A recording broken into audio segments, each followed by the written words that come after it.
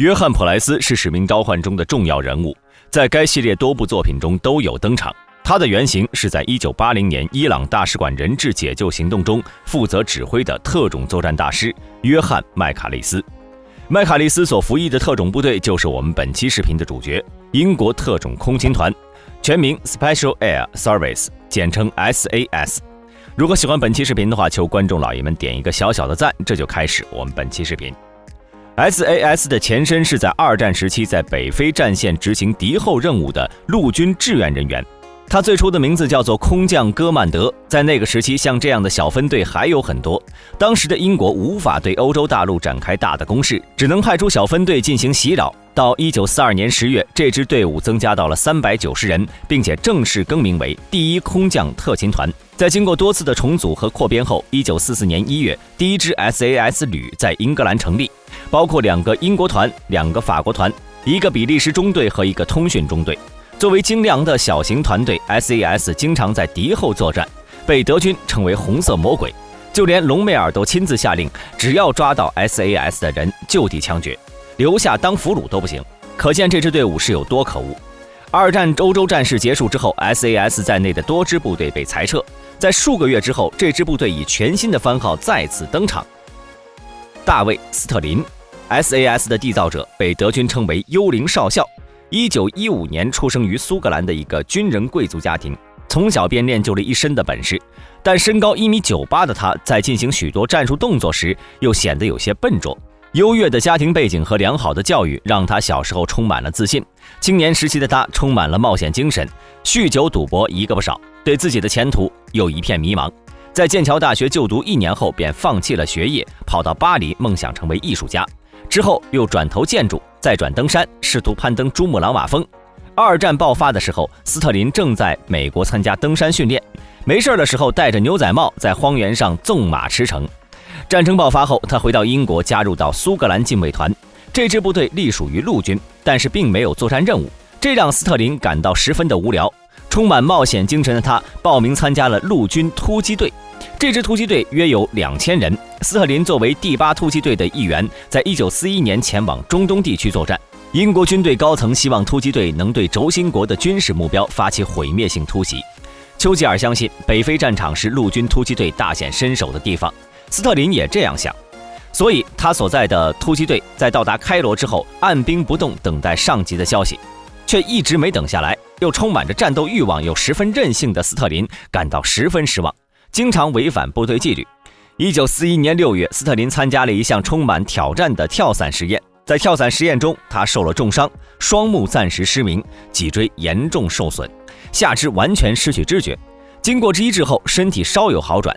他在病床上和朋友刘易斯讨论伞兵作战的前景，萌发了创建小型跳伞突击队的想法。当时的情况是，德意两军已经知道同盟国的军队来自海上，在海岸上做好了准备。英国陆军的突击队规模过大，行动不便，很难以出其不意的方式行动。斯特林想把上百人的突击队拆成数个小分队，快速机动，完成任务后迅速撤退。为了实现这个构想，斯特林动用了自己的关系去游说军队高层。在得到认可后，斯特林受命从莱考克第8突击队中挑选队员。这支新的部队命名为特种空勤团 L 特遣队，这便是 SAS 最早的名字。当时只有67人。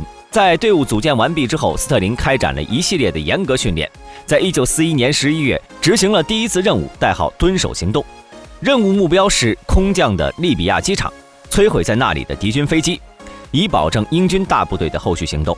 不幸的是，这次行动十分惨烈，参加行动的一共55人，只有21人回来了。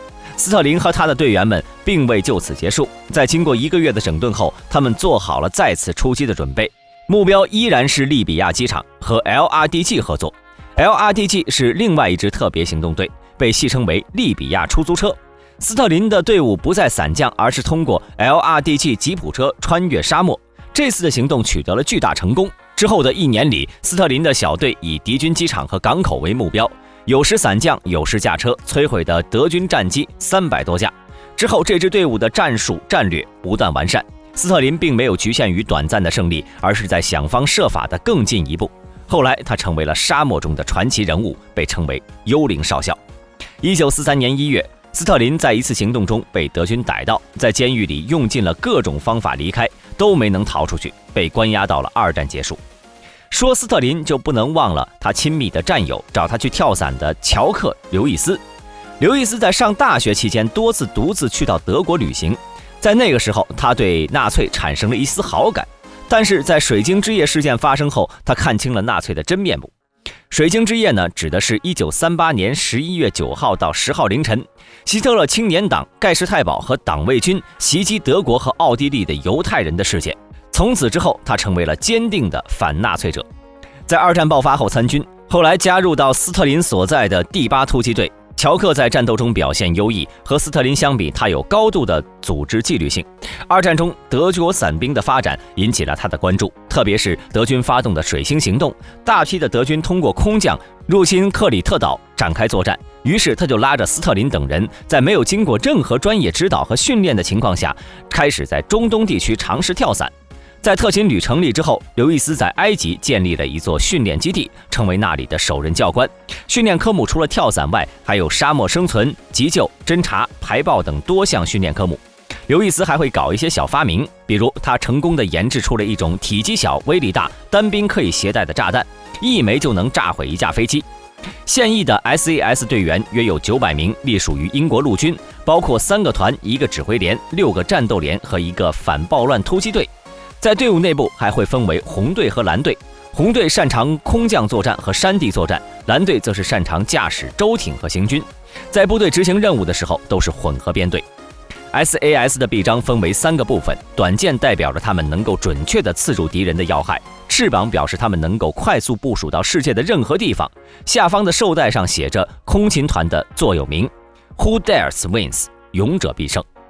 SAS 的选拔都是来自英国军队内部的，每2年选拔一次，要求参选人员不能超过32岁，在部队中至少已经服役1到2年。符合条件的志愿者会被带到不列根地区进行14周的选拔训练，参加选拔的人只有20%能够通过，成为特别空勤团的正式队员。入选之后呢，也不是一直都在 SAS 中服役，一般都是3年，如果没有特殊情况的话，然后他们就会回到自己原来的单位。在 SAS 的诸多行动中，最为出名的就是1980年的伦敦伊朗大使馆人质劫持事件，这是 SAS 首次暴露在全世界面前。1980年4月30号，6名武装男子攻占了伊朗大使馆，劫持了26人，他们要求释放阿拉伯囚犯安全离开。英国政府没有同意，包围了大使馆，开始和武装分子谈判。在第6天，他们杀害了1名人质，并从大使馆抛出。英国政府随即派出特种空勤团用武力解救人质。这件事过后，报名参加 SAS 的志愿者大幅增加。